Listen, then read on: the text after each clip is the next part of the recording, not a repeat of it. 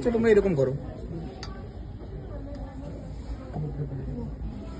Usually 100 জনের মধ্যে 90 জন এটাই করো। তাহলে কি হবে, পেশেন্টের এখানে দাঁড়াবো, রাইট সাইডে বা লেফট সাইডে দাঁড়াবো। এখান থেকে তোমাকে পরীক্ষার সময় এই জিনিসটা দেখাইতে হবে যে তুমি এটা জানো।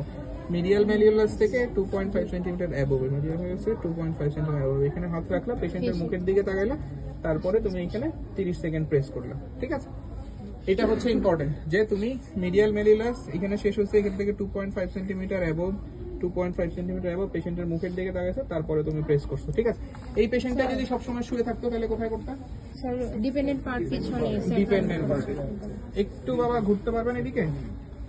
স্যাক্রাল, স্যাক্রাল কি বললা? স্যাক্রাল প্রমিনেন্ট না, স্যাক্রাল প্রমন্টরি।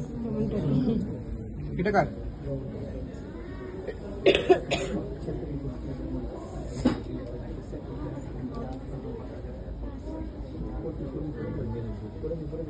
এখানে দুইটা ডিম্পল থাকে, এই ডিম্পলের উপরে এটা হচ্ছে স্যাক্রাল প্রমন্টরি। হাত দাও এখানে, হাত দাও এখানে, হাত দাও। এই যে স্যাক্রাল প্রমন্টরি, এই যে পাচ্ছ, এই বোনসের এগেইনস্টে আমরা দেখি। হাত দাও। যারা এরকম লিন এন্ড থিন পারসন থাকে তাদের ক্ষেত্রে এমনি পাওয়া যায়। এই স্যাক্রাল প্রমন্টরির এগেইনস্টে পেশেন্ট যখন শুয়ে থাকে,